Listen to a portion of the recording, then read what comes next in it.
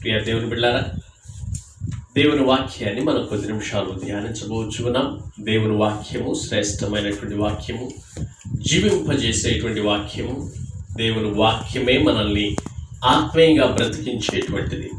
వాక్యము లేనిది అట్లా, వాక్యము ద్వారానే దేవుడు మాట్లాడతాడు కనుక వాక్యం లేకపోతే మనం ఆత్మీయంగా ఎండిపోయినటువంటి వారము, దిగజారిపోయినటువంటి వారము అయిపోతాం, లేదా ఆత్మీయంగా కృంగిపోతాం, ఆత్మీయంగా క్షీణించిపోతాం. సో ఆత్మీయతలో బలము కలిగి, అభివృద్ధి కలిగి, ఆత్మీయతలో ఫలములు కలిగినటువంటి జీవితాన్ని మనం జీవించాలంటే వాక్యము చాలా ప్రాముఖ్యం. అందుకనే ప్రతిదినము దేవుని యొక్క వాక్యాన్ని ధ్యానించటం ప్రతి విశ్వాసి అలవాటు చేసుకోవాలి.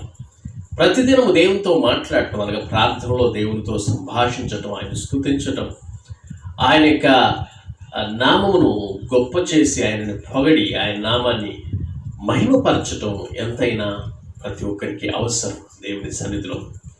అప్పుడే మనం విశ్వాసులుగా దేవుని సన్నిధిలో ముందుకు సాగగలమని నేను దేవుని సేవకుడిగా మీకు అందరికీ తెలియజేస్తున్నాను. మీలో చాలామంది ప్రతిరోజు ఇదే సమయానికి లైవ్ కోసం వీక్షిస్తూ ఉన్నాను.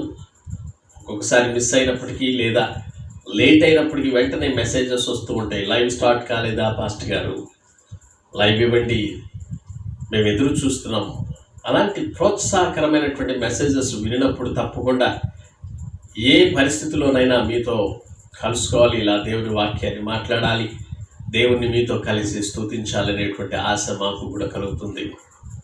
కొంతమంది లైవ్ లేకపోయినప్పటికీ కూడా 7:30 to 8:30 కుటుంబ ప్రార్థనగా నిర్ణయించుకొని కుటుంబంలో ఉన్నటువంటి ప్రతి ఒక్కరు కూడా దేవుని యొక్క సన్నిధిలో కూడుకొని పాటలు పాడి ప్రార్థన చేసి దేవుని వాక్యాన్ని చదివి ధ్యానించేటువంటి అలవాటు కొంతమందికి ఉంది. దాన్ని బట్టి దేవుని నామాన్ని స్తుతిస్తూ ఉన్నాను. ఈరోజు మనం బ్రతుకున్నామంటే కేవలం దేవుని కృపని గుర్తుపెట్టుకోవాలి. ఎంతోమంది చనిపోతున్నారు. ఈరోజు వార్తల ప్రకారంగా అయితే సగటున 1 నిమిషానికి ఒకరు భారతదేశంలో కరోనా వైరస్తో చనిపోతున్నారట. 1 నిమిషానికి ఒకరు చనిపోతున్నారంటే మరి రాబోయే దినాల్లో పరిస్థితి ఎట్లా ఉంటుందో మనకు తెలియదు. మనం బ్రతుకున్నామంటే దేవుడు ఏదో ఉద్దేశంతో మనల్ని బ్రతికినిచ్చాడు. ఆ ఉద్దేశాన్ని సంపూర్తి చేయడానికి దేవుని యొక్క ఉద్దేశం మన పట్ల నెరవేర్చబడటానికి మనం కూడా ప్రార్థనాపూర్వకంగా దేవుని యందు భయభక్తులు కలిగినటువంటి వారిగా, ఆయనకి ఇష్టమైనటువంటి జీవితాన్ని జీవించేటువంటి వారిగా మనం ఉండాలి.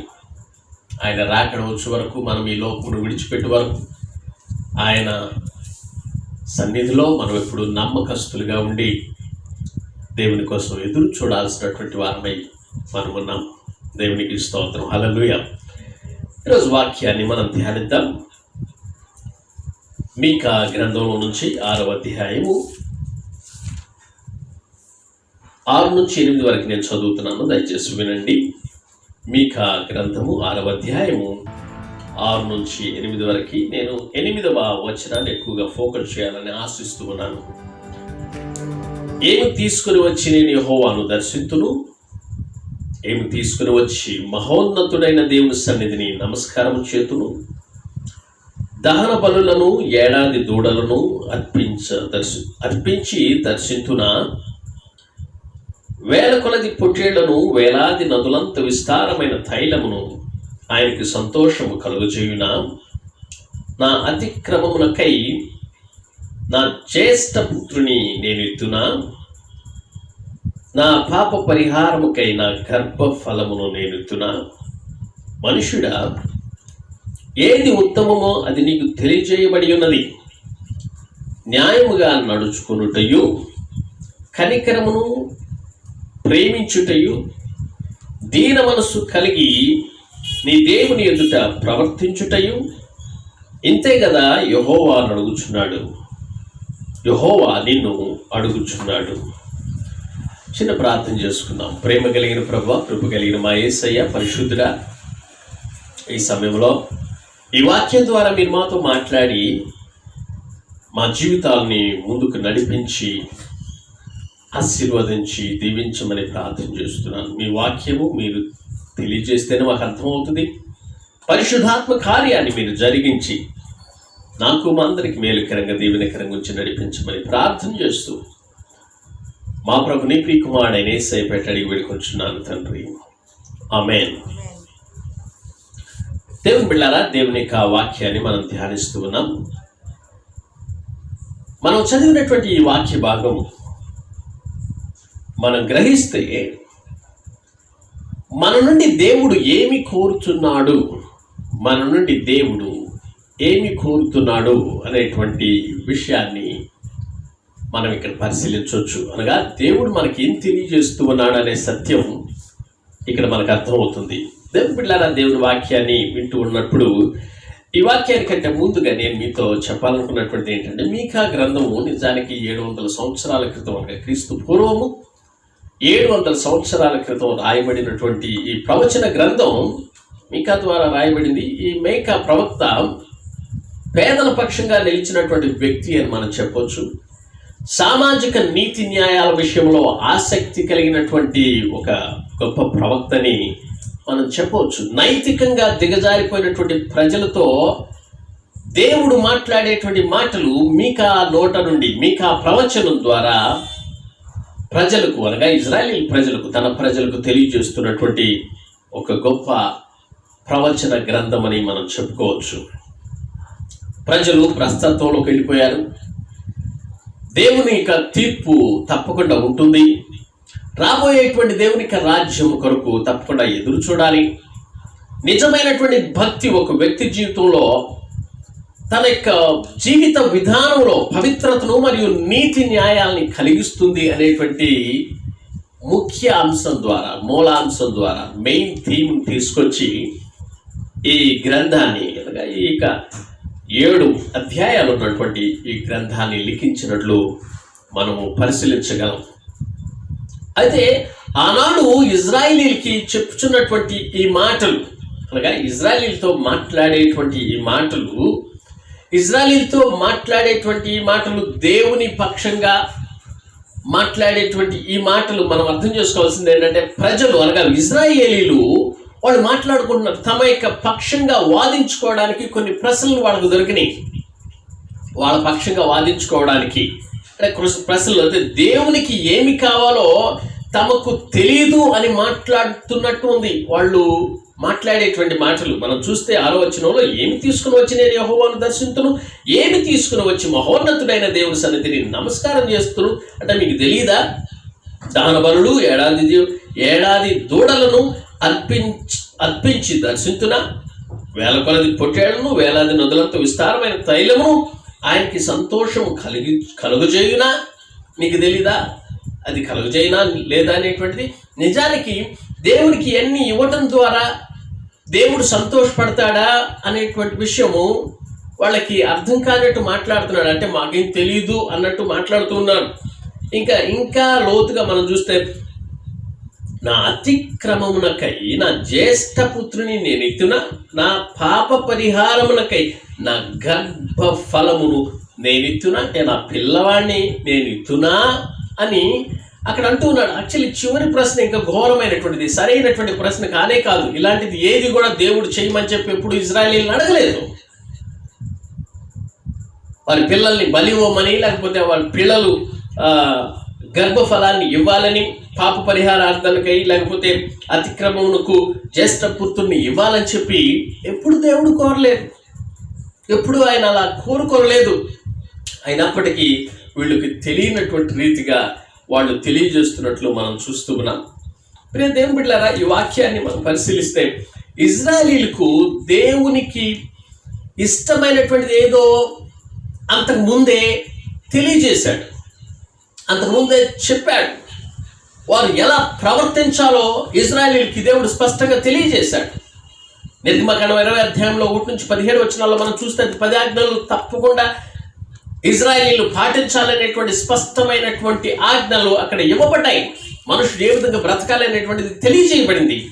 కీర్తన గ్రంథంలో మనం 1వ అధ్యాయంలో 15వ కీర్తన, 1వ కీర్తన, 24వ కీర్తన, 119వ కీర్తన, ఈ కీర్తనలన్నీ పరిశీలిస్తే మానవుడు ఏ విధంగా నడుచుకోవాలో అనేటువంటి విషయాలు స్పష్టంగా అక్కడ రాయబడి ఉన్నాయి. ఇంకా మనం చూడాలంటే ప్రోవెబ్స్, సామెతలు గ్రంథం అంతా కూడా నీతిమంతుడు ఏ విధంగా ఉండాలి, అనీతిమంతుడు, నీతిమంతుడు, దుష్టుడు, న్యాయవంతుడు, ఈ విషయాల గురించి అంటే నీతి ప్రవర్తన ఏ విధంగా కలిగి నడుచుకోవాలనేటువంటి స్పష్టంగా వాక్యంలో లిఖించబడి ఉన్నాయి, వ్రాయబడి ఉన్నాయి. వాళ్ళకి తెలియదు అంటానికి లేదు. యెషయా గ్రంథం 1వ అధ్యాయం 11 నుంచి 17 వరకు చదివినప్పుడు కూడా మనకు అర్థమవుతుంది. ప్రవక్తలందరూ కూడా ప్రవచనాల ద్వారా దేవుని మాటలు ప్రజలకు అందించారు. వాళ్ళు ప్రతినిధులుగా దేవునికి ప్రజలకు మధ్యలో నిలబడినటువంటి దేవుని సేవకులుగా ఉండి ప్రవచన వాక్యాల్ని, నీతి న్యాయాలను ఏ విధంగా అనుసరించాలి, వారి యొక్క జీవితంలో ఏ విధమైనటువంటి మోరల్ స్టాండర్డ్స్ ఉండాలనేటువంటి విషయాలన్నీ కూడా చెప్పబడ్డాయి. ప్రియ దేవుని బిడ్డలారా, చెప్పలేదు అంటానికి వీడికి ఏమాత్రము ఛాన్స్ లేదు. దేవుడు ఆల్రెడీ చెప్పాడు. తెలియనట్టు నటించటానికి ఏమాత్రము ఛాన్స్ లేదు. ఇందాక మనం పాడాము, ఏమి చెల్లిస్తాను ప్రభువా నేను వేలాది దూడలను, విరిగినటువంటి నలిగినటువంటి మనసుతో నేను నీ సన్నిధిలో అర్పిస్తాను. నన్ను నేను అర్పించుకోవడం అనేటువంటిది చాలా ఇంపార్టెంట్. బై ద వే, మానవులు ఇప్పుడు ప్రస్తుతం అడిగేటువంటి ప్రశ్న ఏంటంటే, పవిత్ర జీవితం తప్పకుండా జీవించాలా, లేకపోతే పవిత్ర జీవితం తప్పనిసరిగా, పరిశుద్ధ జీవితం తప్పనిసరిగా మనం కలిగి ఉండాలా? అంటే మోరల్ స్టాండర్డ్ అవసరమా అని ఇండైరెక్ట్గా అడుగుతున్నట్టే. సాకులు చెప్పడం మానవునికి ఒక నైజం. అంటే ఇట్స్ లైక్ ఏ ఆదిలో తల్లిదండ్రులైనటువంటి అవ్వ, ఆదాము దగ్గర నుండి సంక్రమించినటువంటి ఒక గుణం. సో నైతికంగా పతనమైపోయారు వాళ్ళు, దేవునికి అవిధేయులై. సో దేవుడు నిలదీసి అడిగినప్పుడు వారు వైఫల్యాన్ని ఏ విధంగా డిఫైన్ చేసుకున్నారంటే, సాకులతో కప్పిపుచ్చుకోవడానికి చాలా ప్రయత్నం చేశారు. దేవుడా, నువ్వు ఇచ్చినటువంటి ఆ స్త్రీయే కదా నన్ను తినమంది. బ్లేమ్ చేయటం ప్రారంభించాడు. దేవుని బిడ్డలారా, దేవుని వాక్యాన్ని వింటున్నటువంటి మీరు జాగ్రత్తగా గమనించండి. దేవుడు మనల్ని ఇప్పుడు ఏమి ప్రశ్న అడుగుతూ ఉన్నాడు, మనల్ని ఇప్పుడు ఏం చేయమన్నాడు? ఆ రోజు ఇజ్రాయేలీలకైతే ఏం చేయమన్నాడు అనేటువంటిది ఇక్కడ స్పష్టంగా వ్రాయబడింది. మనుషుడా, 8వ వచనంలో, ఏది ఉత్తమమో అది నీకు తెలియజేయబడినది, న్యాయముగా నడుచుకొనుటయు, కనికరమును ప్రేమించుటయు, దీన మనస్సు కలిగి నీ దేవుని ఎదుట ప్రవర్తించుటయు, ఇంతే కదా యెహోవా నిన్ను అడుగుచున్నాడు. ఇక్కడ 4 విషయాలు ఉన్నాయి. ఇక్కడ మనం చాలా నిదానంగా మనం చదివి బాగా ఆలోచిస్తే దీనికి పెద్ద ఎక్స్ప్లెనేషన్ వివరించాల్సినటువంటి పని లేదు, వ్యాఖ్యానించాల్సినటువంటి పని లేదు, ఎక్కడికో వెళ్ళి వ్యాఖ్యానం చూడాల్సినటువంటి పని లేదు. స్పష్టంగా మన భాషలో దేవుడు తెలియజేస్తున్నటువంటి మాటలు వింటే ఆ రోజు ఇజ్రాయేలీలకు ఎందుకు చెప్పాడో అని మనం గ్రహించగలిగితే ఈ రోజు మనతో కూడా ఏం మాట్లాడుతున్నాడు అనేటువంటిది మనం గ్రహించగలం. పరిశుద్ధాత్మ దేవుడు, మనం దేవుని యొక్క వాక్యాన్ని చదివేటప్పుడు దేవుడు మనతో ఉండి దేవుడు తప్పకుండా మనల్ని నడిపిస్తాడు. ప్రియ సహోదరి సహోదరులారా, దేవుని బిడ్డలారా, ఈ వాక్యాన్ని వింటున్నటువంటి నీవు దేవుడు అడిగేటువంటి ప్రశ్న ఈరోజు, దేవుడు ఏమి కోరుకుంటున్నాడు నీ నుండి? నిన్ను పిలిచినటువంటి ఉద్దేశం ఏంటి? నీ జీవితం ఏ విధంగా ఉండాలి? పవిత్రంగా నేను జీవించాలా? అపవిత్రమైనటువంటి లోకంలో ఉన్నప్పుడు ఎన్నో విధాలైనటువంటి లంచాలు, లంచగొండితనం మరియు అనేకమైనటువంటి నేరాలు, అనేకమైనటువంటి పాపాలకు లోనయ్యేటువంటి పరిస్థితులు, అది చేయకపోతే ఇక సర్వైవ్ కావడం చాలా కష్టమనేటువంటి ఒత్తిడులు ఉన్నటువంటి ఈ లోకంలో మనం పవిత్రంగా జీవించగలమా? అది మనకి సాధ్యమా అనేటువంటి ప్రశ్న కూడా వచ్చి అపవిత్ర స్థితిలోనికి, నైతికంగా దిగజారిపోయేటువంటి స్థితిలోనికి, నీతి న్యాయాల్ని కోల్పోయేటువంటి పరిస్థితుల్లోనికి క్రైస్తవులు కూడా వెళ్ళేటువంటి దుర్బలమైనటువంటి పరిస్థితులు మనకి కనబడుచు ఉన్నాయి. నిజానికి క్రైస్తవ సంఘము కొందరికి మాత్రమే సెయింట్ అనేటువంటి పదాన్ని ఉపయోగించారు. అంటే పరిశుద్ధుడైనటువంటి అపోస్తలుడైన పౌలు, సెయింట్ పాల్, సెయింట్ తెరీసా, పరిశుద్ధురాలైనటువంటి లేకపోతే పరిశుద్ధులైనటువంటి అని కొంతమంది, సెయింట్ అగస్టీన్. సో పరిశుద్ధులు అనేటువంటిది వాళ్ళకు మాత్రమే చెందింది, అవి వాళ్ళకి చెందాల్సినటువంటి బిరుదులు, అవి వాళ్ళని సన్మానించడానికి ఇచ్చినందువలన ఒక వర్గానికి చెందినటువంటి వారికి మాత్రమే ఇది ఒక ఆధిక్యతగా భావిస్తున్నారు చాలామంది. వారే పవిత్రంగా జీవించగలరు, వారు మాత్రమే పరిశుద్ధులు అనేటువంటి ఒక అపోహలోకి క్రైస్తత్వం నెట్టివేయబడింది. క్రైస్తవులందరూ కూడా వాళ్ళు మాత్రమే పవిత్రులుగా ఉండాలి, మేం కాదు అనేటువంటి కంక్లూషన్కి వచ్చి సరిదిద్దుకుంటూ చిన్న చిన్న లోపాలని సరిదిద్దుకోక నైతిక విలువలని సహితం, మోరల్ స్టాండర్డ్ సహితం సామాన్యంగా మనము నీతి న్యాయాలు కలిగేటువంటి విషయాలను కూడా మరిచిపోయి దేవునికి వ్యతిరేకమైనటువంటి జీవితాన్ని జీవిస్తున్నటువంటి వారెందరూ ఉన్నారు. దేవుని బిడ్డలారా, దేవునికి వాక్యంలో మనం చదివితే హెబ్రీయులకు రాసిన పత్రిక 12వ అధ్యాయము 14వ వచనం మనం చదివితే క్రైస్తవులు అనేటువంటి వాళ్ళు తప్పకుండా పరిశుద్ధత లేకుండా ఎవరు కూడా ప్రభువును చూడలేరు. చదవండి ఆ వాక్యం 12:14. అందరితో సమాధానమును పరిశుద్ధతయు కలిగి ఉండుటకు ప్రయత్నించుడి. పరిశుద్ధత లేకుండా ఎవడును ప్రభువును చూడడు. పరిశుద్ధత లేకుండా ఎవడును ప్రభువును చూడడు. దేవుని బిడ్డలారా, సో పరిశుద్ధత అనేటువంటిది ప్రతి క్రైస్తవునికి అవసరం. పరిశుద్ధులుగా ఉంటేనే ప్రభువును మనం చూడగలం. పరిశుద్ధులుగా ఈ లోకంలో ఉన్నప్పుడు జీవించాలి. చాలా మంది ఈ లోకం అంతా కూడా ఇష్టానుసారంగా బ్రతికి తర్వాత ఎప్పుడో చివరి స్థానంలో లేకపోతే చివరి సమయంలో చనిపోవడానికి ముందు పవిత్రంగా ఉంటే సరిపోతుందిలే, పరలోకం చేరదాంలే అనేటువంటి అపోహలో కూడా చాలా మంది ఉంటారు. ఈ ప్రస్తుత కాలంలో ఎవరు ఏ సమయంలో చనిపోతారో తెలియనటువంటి భయంకరమైనటువంటి పరిస్థితుల్లో కూడా పాపమును జూరుకుంటున్నటువంటి వారు, అన్యాయాన్ని జరిగిస్తున్నటువంటి వారు, ఇంకా చెప్పాలంటే కరోనా పేరుతో ఇంకా కొంతమంది సంపాదించుకుంటున్నటువంటి వారు, అన్యాయంగా దోచుకుంటున్నటువంటి వారు, ధనము లేనటువంటి వారి దగ్గర ధనాన్ని పిండి వాళ్ళు ముక్కు పిండి వసూలు చేస్తున్నటువంటి వారు, అన్యాయం జరుగుతున్నది. కరోనాతో లేకపోతే ప్రస్తుత పరిస్థితుల్లో పోరాడుతూ బెడ్ల మీద ఉండి ఐసీయూలో ఉండి చనిపోయేటువంటి అస్తవ్యస్తమైనటువంటి పరిస్థితుల్లో కొంతమంది ఉంటే, కొంతమంది ఏమో ఇష్టానుసారమైనటువంటి జీవితాన్ని జీవిస్తూ, పాపపు జీవితాన్ని జీవిస్తూ, విచ్చలవిడియే జీవితాన్ని జీవిస్తూ, అన్యాయంగా సంపాదించుకుంటూ, అన్యాయంగా ఒకళ్ళు దోచుకుంటూ, ఒకళ్ళని నాశనం చేసేటువంటి ప్రయత్నాలు జరిగిస్తూ, వాళ్ళు మాత్రమే పైకి రావాలని, వాళ్ళు మాత్రమే దీవించబడాలని, లేకపోతే వాళ్ళు మాత్రమే బెనిఫిట్ పొందాలనేటువంటి స్వార్థపూరితమైనటువంటి జీవితం జీవిస్తూ ఉన్నారు.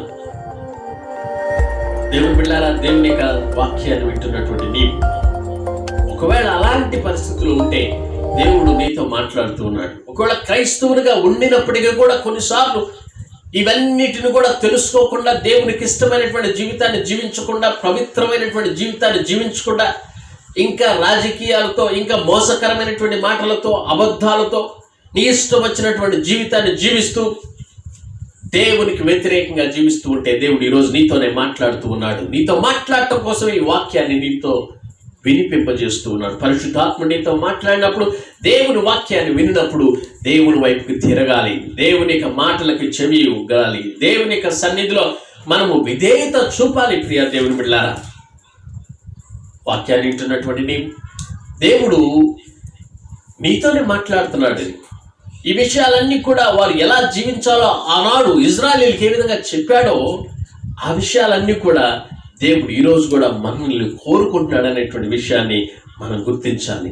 దేవుడు మన నుండి ఏం కోరుకుంటున్నాడు అని ప్రశ్నిస్తే ఇక్కడ చాలా సింపుల్గా విషయాలు మనకు తెలియజేయబడుతూ ఉన్నాయి. 8వ వచనంలో, మనుషుడా ఏది ఉత్తమమో అది నీకు తెలియజేయబడి ఉన్నది. మనుషునికి తెలియజేయబడి ఉన్నది. ఈరోజు పాపం ఏంటి, పరిశుద్ధత ఏంటి, మంచి ఏంటి, చెడేంటి అనేటువంటిది చిన్నపిల్లలు కూడా తెలుపుతారు.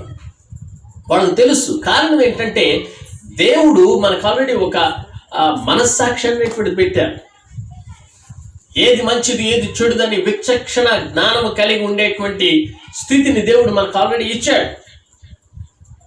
దేవుని నమ్ముకున్నప్పుడు, దేవుని యొక్క వాక్యాన్ని చదివేటప్పుడు ఇంకా స్పష్టంగా మనకి ఏది న్యాయమో ఏది అన్యాయం అనేటువంటి విషయాలన్నీ తెలుస్తూ ఉంటాయి. ఈరోజు నీకు నాకు కూడా దేవుడు ఆల్రెడీ మనం ఏ విధంగా నడుచుకోవాలో అన్ని విషయాలు తెలియజేశాడు. ఏది ఉత్తమమో, what is the best one, ఏది ఉత్తమమో అది నీకు తెలియజేశాడు. ఏంటయ్యా అంటే న్యాయంగా నడుచుకోవటం. మన ప్రవర్తనలో మనం న్యాయంగా ఉండాలి. మన ప్రవర్తనలో చాలామంది వారి యొక్క ప్రవర్తనను బట్టి, వారి యొక్క బిహేవియర్ను బట్టి, వారి కనుజైగలను బట్టి, వారి నడిచేటువంటి విధానాన్ని బట్టి వారి యొక్క ప్రవర్తన ఏంటనేటువంటి తెలియజేస్తూ ఉంటారు. వాళ్ళు గురించి చూసినా, లేకపోతే కనుసైకలు చేసినా, లేకపోతే చాలా విధాలైనటువంటి కమ్యూనికేషన్స్ జరుగుతాయి. మంచి కోసం అయితే మంచిదే, కానీ మన యొక్క ప్రవర్తన, మన యొక్క మాట, మన యొక్క నడవడిక, మన యొక్క తీరు అనేటువంటిది న్యాయంగా ఉండాలి, అన్యాయంగా ఉండకూడదు. చాలామంది న్యాయాన్ని అన్యాయం చేసేస్తారు. చాలాసార్లు న్యాయవంతులుగా ఉండేటువంటి వారి పక్షాన నిలబడరు, నిజాయితీగా ఉండేటువంటి వారి పక్షాన నిలబడరు. ఒక్కడే పోరాడాల్సి వస్తుంది కొన్ని సందర్భాల్లో. కానీ దేవుని యొక్క సన్నిధిలో ఉన్నటువంటి మనము, క్రైస్తవులు అనబడేటువంటి మనము, క్రీస్తుని నమ్మి వెంబడించేటువంటి మనము న్యాయమైనటువంటి ప్రవర్తన కలిగి ఉండాలి. మనం మంచి పనులు, మనం చేసేటువంటి మంచి పనులు మనల్ని రక్షించలేవనేటువంటి విషయాన్ని గుర్తించాలి. అవి రక్షించలేవు కనుక మనం చేసేటువంటి మంచి పనులు చేయకుండా ఆగిపోదామా అంటే కాదు. మనం మంచి చేస్తూనే ఉండాలి, కానీ మంచి పనుల ద్వారా మనం రక్షించబడము. దాని ద్వారా మనకి రక్షణ రాదనే విషయాన్ని మనం గుర్తుపెట్టుకోవాలి. ప్రేమ, కనికరం కలిగి ఉండాలి. కనికరమును ప్రేమించుటయు మనం కలిగి ఉండాలి. దీన మనసుకు మనం కలిగి ఉండాలి.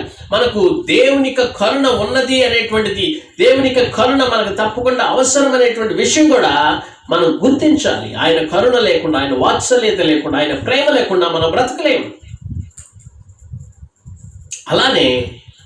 అలాంటి ప్రేమ, అలాంటి కనికరం, అలాంటి దయ మనం కూడా మన తోటి వారి పట్ల చూపించాల్సినటువంటి ఆవశ్యకత ఎంతైనా ఉన్నది. మన న్యాయ ప్రవర్తన మనల్ని స్వనీతి పరులుగా, గర్విష్ఠులుగా చేయకుండా కూడా మనం చూసుకోవాలి. చాలాసార్లు దేవుని సన్నిధిలో ప్రార్థన చేసేటువంటి వారు, దేవుని బిడ్డలుగా అనబడేటువంటి వారు, ఎన్నో సంవత్సరాలుగా దేవునితో నడుస్తున్నటువంటి వారు, కొన్నిసార్లు మనం చేసేటువంటి న్యాయ ప్రవర్తన ద్వారా, మంచి పనుల వల్ల, మన యొక్క బిహేవియర్ వల్ల నేను మంచోడిలే అని స్వనీతి పరులుగా మనము కొన్నిసార్లు గర్వాన్ని ఆశించే పరిస్థితికి దిగజారిపోతాం.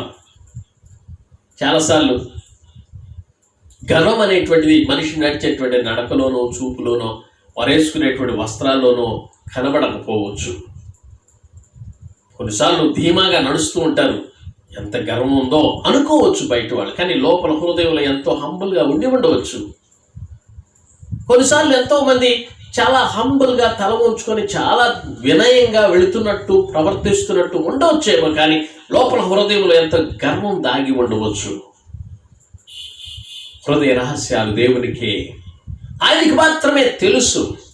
మన ప్రవర్తన ఎలా ఉందో ఆయన తర్వాత మనకి కూడా తెలుసు, మనం ఎలా ప్రవర్తిస్తున్నామో. ఎందుకంటే పరిశుద్ధాత్ముడు మనతో కూడా మాట్లాడుతూ ఉంటాడు. మనస్సాక్షి అనేటువంటిది కూడా మనతో మాట్లాడుతూ ఉంటుంది. మనస్సాక్షిని వాతవేయబడినటువంటి మనస్సాక్షిగా మారిపోయి నీవు కఠినుడిగా నీ హృదయాన్ని రాతి హృదయంగా చేసుకొని దేవుని పక్కన పెట్టి ఇష్టానుసారంగా ప్రవర్తిస్తూ ఉంటే తప్ప నీకు ఏది నిజమో, ఏది అసత్యమో తెలుసు, ఏది అన్యాయమో, ఏది అక్రమమో తెలుసు, ఏది పాపమో, ఏది మంచో కూడా నీకు తెలుసు. దేవుడు అలా మనకు తెలియజేస్తూ ఉంటాడు. మన న్యాయ ప్రవర్తన ద్వారా మనం స్వనీతి పరులుగా ఉండకూడదు, గర్విష్ఠులుగా మనము అయిపోకూడదు. వినయం కలిగి దేవునితో నడుచుకోవాలి. ఆయన పట్ల విధేయత, నమ్మకంతో మనం ముందుకు సాగాలి. దేవుని బిడ్డలారా, మనందరికీ తెలుసు 5వ అధ్యాయం, మత్తయి సువార్త 5వ అధ్యాయం 3వ వచనంలో దేవుని వాక్యాన్ని మనం చదివితే అక్కడ వినయంతో ఏ విధంగా ఉండాలో యేసు ప్రభు మనకు గుర్తు చేస్తున్నాడు. సో ఆయన పట్ల విధేయత, నమ్మకంతో యేసు చెప్పినటువంటి ఆ మనస్సును మనం కలిగి నడుచుకోవాలి. 5:3 చదవండి. మాథ్యూ 5:3. ఆత్మ విషయమై దీనులైన వారు ధన్యులు. పరలోక రాజ్యం చేరాలంటే ఆత్మ విషయంలో దీనులైనటువంటి వారు ధన్యులు. అంటే ఆత్మ విషయంలో దీనులైనటువంటి వారు, ఆత్మలో తగ్గించుకోవడం, తగ్గింపు జీవితం, వినయం, విధేయత కలిగి ఉండటం మనకి చాలా అవసరం. మనం ఎంత ఆత్మీయతలో ఎదిగినప్పటికీ కూడా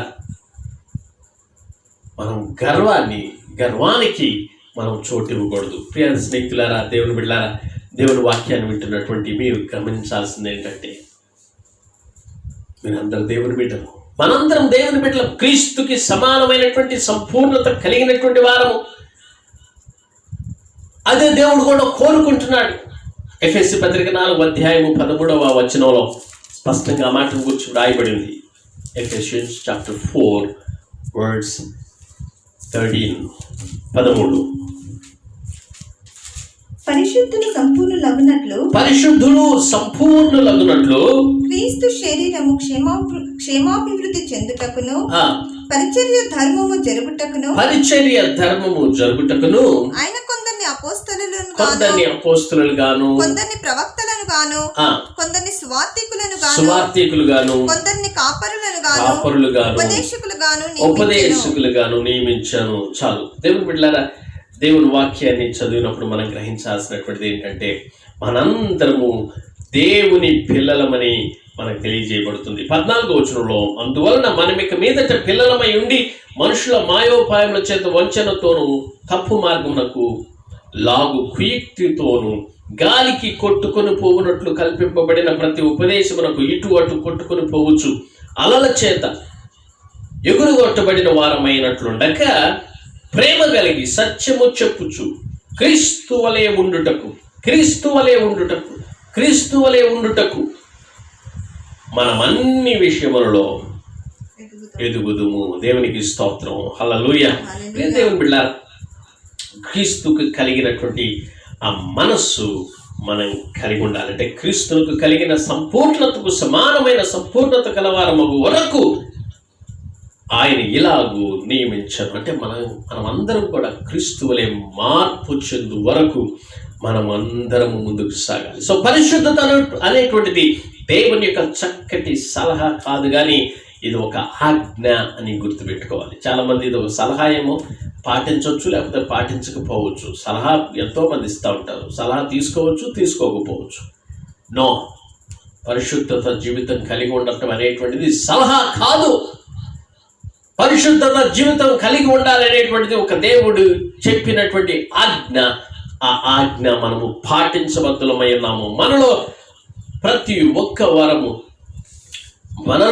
వారము కూడా దేవునికి ప్రత్యేకమైనటువంటి వారమని మనం గుర్తుపెట్టుకోవాలి. ప్రియ స్నేహితులారా, దేవుని బిడ్డలారా, దేవుని యొక్క వాక్యాన్ని వింటున్నటువంటి మీరు దేవునిలో మీరు పిల్లలని, ఆయన పిల్లలమని మనం గ్రహించి ఆయన ఆజ్ఞకు విధేయత చూపించినటువంటి వారిగా మనం ఉండాలి. సమయం అయిపోతుంది. చివరిగా ఒక వాక్యాన్ని చదివి నేను ముగించాలని ఆశిస్తున్నాను. 1 పేతురు పత్రిక 2:4 1 Peter chapter 2:4. మనుషుల చేత విసర్జింపబడినను దేవుని దృష్టికి ఏర్పరచబడినదియు అమూల్యమును సజీవమునైన రాయియగు ప్రభువునొద్దకు వచ్చిన వారై యేసుక్రీస్తు ద్వారా దేవునికి అనుకూలములగు ఆత్మ సంబంధమైన బలులను అర్పించుటకు పరిశుద్ధ యాజకులుగా ఉండునట్లు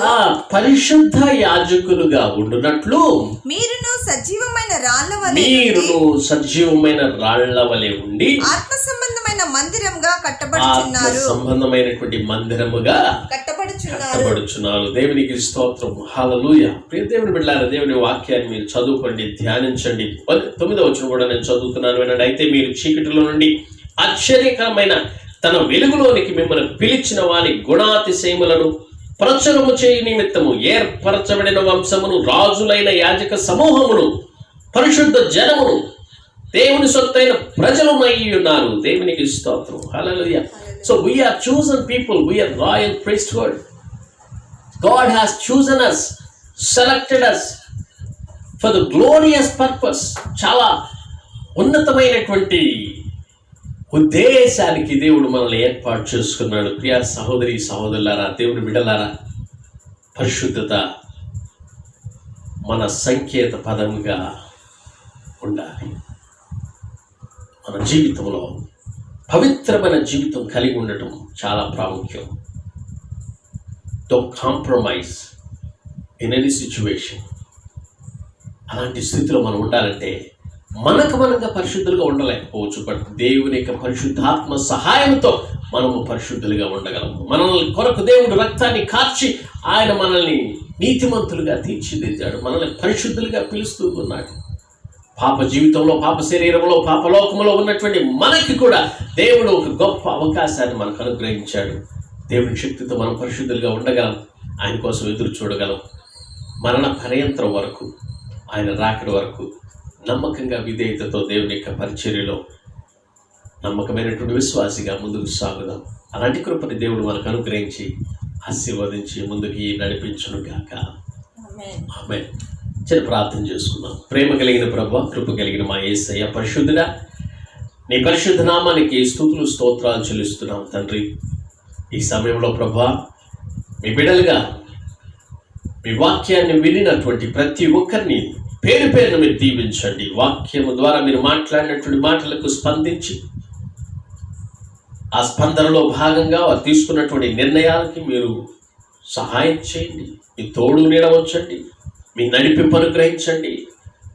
జీవితంలో మీకు ఇష్టమైనటువంటి జీవితాన్ని, మీ చిత్తానుసారమైనటువంటి జీవితాన్ని జీవించే కృపను అనుగ్రహించండి. మీరు అక్కడి కోసం ఎదురు చూసేటువంటి సిద్ధపడినటువంటి సంఘంలో, సహవాసంలో ఉండేటువంటి కృపని అనుగ్రహించండి. మీ సహాయాన్ని అందించి నడిపించండి. ఈ వాక్యం ద్వారా మమ్మల్ని తృప్తిపరిచి ఆత్మీయతలో ముందుకు నడిపిస్తున్న విధానానికి మీకు స్తోత్రాలు చెల్లిస్తూ, మీ మాటలు వినిపించినందుకు వేలాది వందనాలు చెల్లిస్తూ మమ్మల్ని మీ చేతుల్లో సమర్పిస్తూ మా ప్రభుని ప్రియకుమారుడైన యేసుక్రీస్తు నామం పెట్టడానికి వేడుకొంచున్నాము తండ్రి. ఆమేన్. ఆమేన్. మన తండ్రి అయిన దేవుని దీవెన, కుమారుడైనటువంటి క్రీస్తు వారి కృప, పరిశుద్ధాత్మక అన్యోన్య సహవాసము, సన్నిధి ఇక్కడ చేరిన మనందరికీ సకల పరిశుద్ధులకు ఇప్పుడు సదాకాలం తోడయుండి నడిపించునుగాక. ఆమేన్. ఆమేన్. స్నేహితులారా, దేవుని బిడ్డలారా, మీ అందరికీ ప్రభుపేట వందనాలు తెలియజేస్తున్నాను. ఇప్పటి వరకు మీరందరూ ఓపికతో దేవుని వాక్యాన్ని విన్నందుకు, వీక్షించినందుకు మీ అందరికీ ప్రత్యేకించి వందనాలు తెలియజేస్తున్నాను.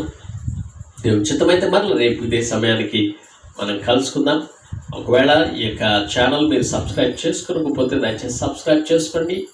నెహెమ్యా కర్రా అనేటువంటి ఛానల్ని, లేదా న్యూ కమ్యూనిటీ చర్చ్ హైదరాబాద్ అనేటువంటి ఛానల్ని సబ్స్క్రైబ్ చేసుకోవడం ద్వారా మీరు దేవుని యొక్క వాక్యాన్ని ప్రతిదినం మీరు పొందుతారు, ఆత్మీయంగా అభివృద్ధి పొందుతారని నేను మీకు తెలియజేస్తున్నాను. God bless you all. దేవుడు మిమ్మల్ని దీవించి ఆశీర్వదించునుగాక. See you tomorrow. Thank you. Praise the Lord.